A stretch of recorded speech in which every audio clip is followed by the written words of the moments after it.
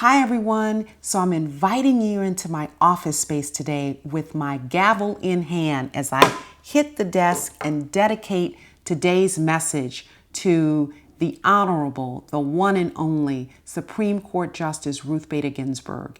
As you know, we recently lost her as she lost her battle with cancer. And if you're tuning in today, you likely listened to today's B moment where we ask the question, when will the scales of justice shift? And this is not a question that we go around asking maybe or praying about to God, but it's a question that can rest on our hearts. We know the political times that we're living in and the divide in our country. And you may be wondering, when, God, are you going to intervene? When will a difference be made so that things can be fairer and more equal? And, God is sovereign. Sometimes he takes matters solely into his own hands, but other times he uses us as foot soldiers, as his hands and feet on the ground, on the front line to make a difference in the lives of others. And I believe that's exactly what he did in Supreme Court Justice Ginsburg's life. Now, I'll go back to a chapter in her life, and that's the period when she was in law school. Many of you know she went to Harvard, one of the elite schools in the country. In her first year, she had a 14-month-old baby. So she's, at a premier school, but dealing with a toddler.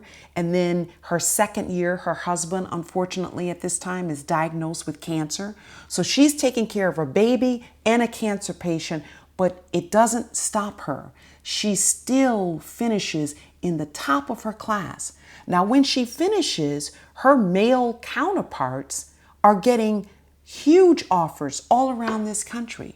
Her story is very different. She's living in New York City. She doesn't even get a call back. No one even wants to hire her, and she knows the reason for that is a woman, because she was a woman. And so the point of her story that moved me so much was, rather than just think about herself, she said, I'm in a difficult place. I dread being here, but I want to make sure that every woman who comes behind me doesn't have to experience that. And it was almost like she laid down, or rather dedicated her life to fairness and equality. So today, if you're walking around with a question on your heart, when will the scales of justice shift? I want you to add another question, which is, Father, how are you using me, even in the smallest way, to make a difference in the life of another person? And so let us keep that on. I'm asking you to do it. I'm doing it myself, because today we're living in a place of a lot of reflection, and let us reflect on what he could be calling us to do next.